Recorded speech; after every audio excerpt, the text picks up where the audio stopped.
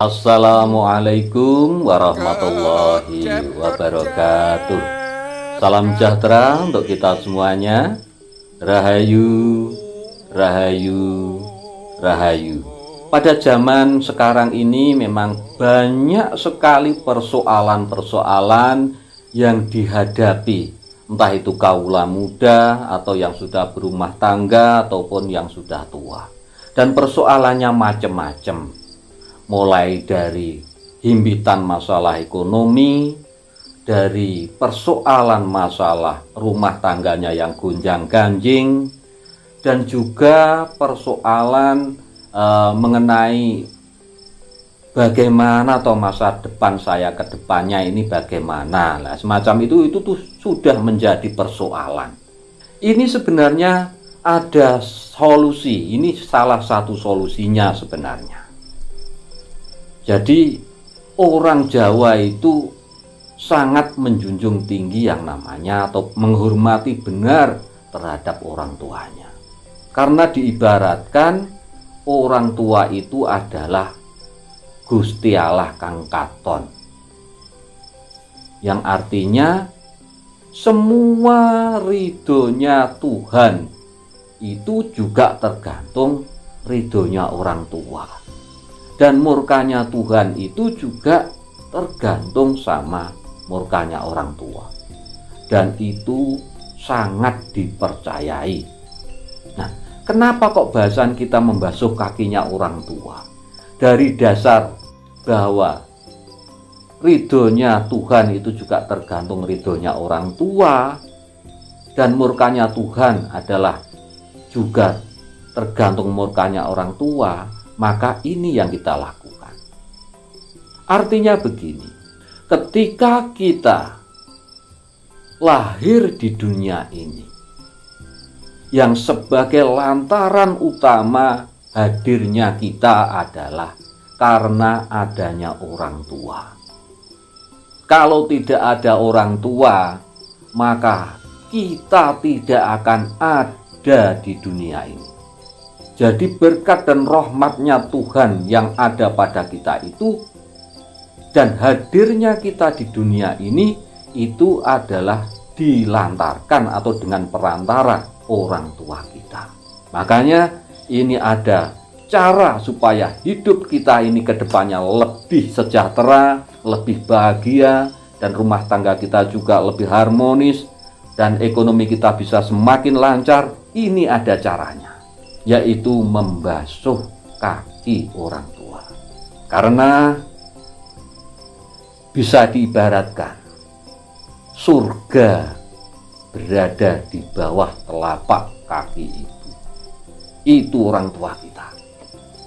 Ini adalah bahasa simbol bahwa kebahagiaan dan kenikmatan hidup ataupun kesejahteraan adalah tergantung kepada bakti kita terhadap orang tua.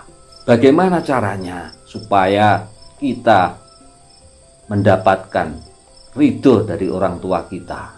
Nah, ini ada ritual. Ada ritual, kalau orang Jawa itu ada ritual-ritual khusus yang memang dijunjung tinggi, dan ini sudah ada sejak zaman dulu kala. Jadi caranya begini, kita siapkan dulu borambenya, yaitu kembang setaman dan juga kembang telon. Ini juga mengandung filosofis bahwa kita ini harus menjaga hubungan baik dengan Tuhan yang Maha Kuasa. Nah, ini jadi kembang telonnya ada 3. Menjaga hubungan baik dengan Tuhan yang Maha Kuasa, menjaga hubungan baik sesama manusia, dan menjaga hubungan baik dengan alam. Ada 3 ini. Ini disimbolkan dengan kembang telon. Kalau kita sudah menjaga hubungan baik ketiga-tiganya ini, maka adalah kembang setaman yang wangi. Makanya nama kita akan harum mewangi ke seluruh antero. Nah, itu makna daripada simbol-simbol uborambe tadi. Jadi kita siapkan kembang telon, kembang setaman, kemudian kita taruh di ember, ya toh. Kita taruh di ember. Lah, kemudian dikasih air embernya. itu nanti orang tuane panjenengan dudukkan di kursi. Jadi bapak ibu duduk di kursi. Kemudian yang panjenengan lakukan itu yang pertama, ini dari bapak dulu juga bisa, dari ibu dulu juga bisa. Nah, ini dari ibu dulu.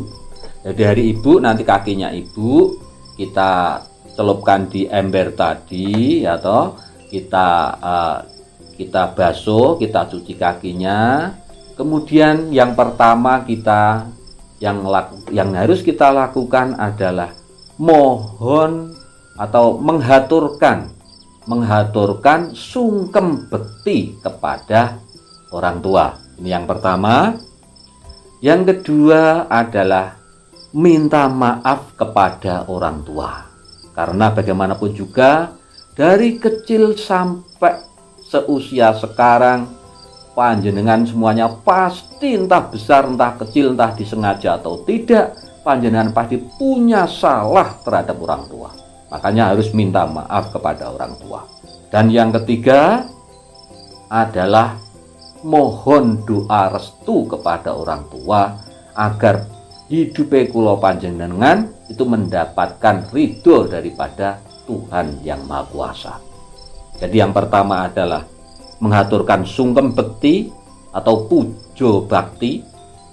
Yang kedua, mohon maaf, nyuwun pangapura. Yang ketiga, mohon doa restu.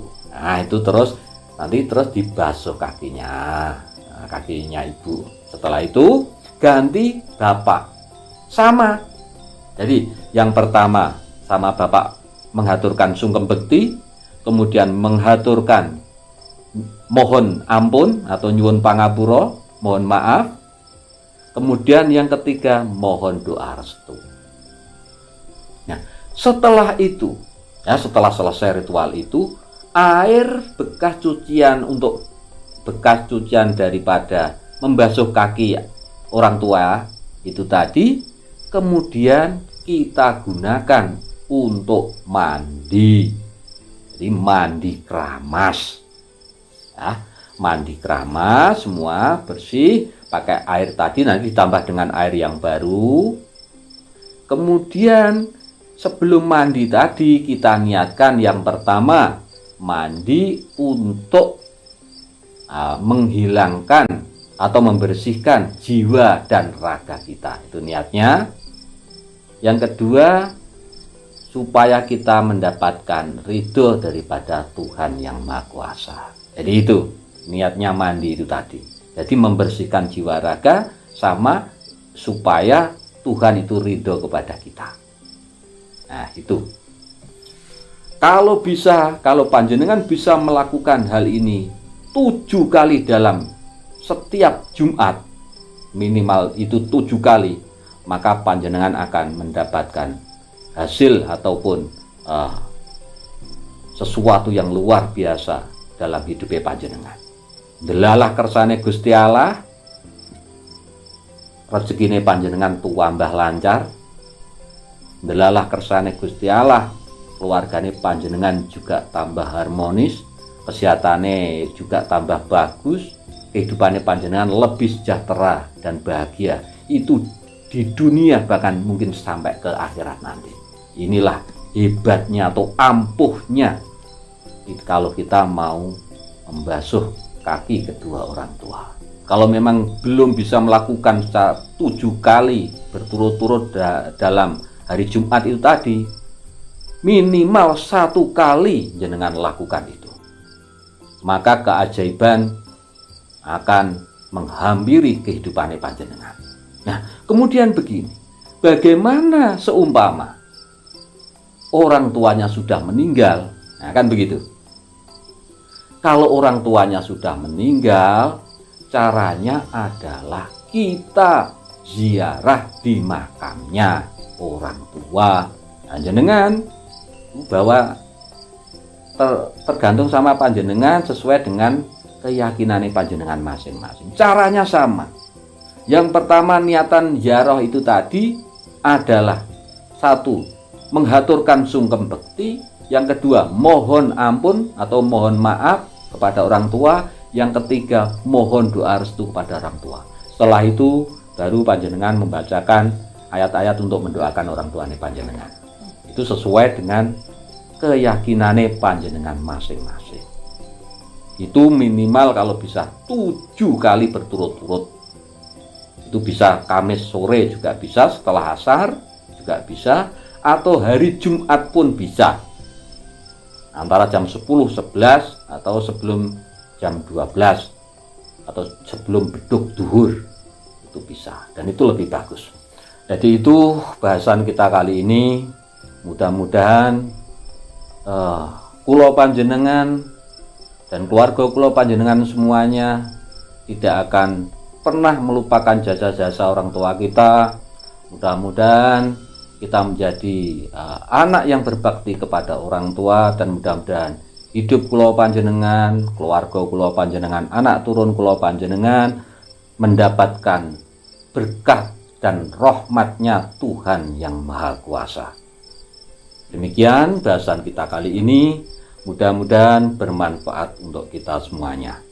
Dan bagi sedulur-sedulur yang sudah menonton video ini, monggo tinggalkan komentar panjenengan di kolom komentar.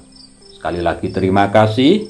Wassalamualaikum warahmatullahi wabarakatuh.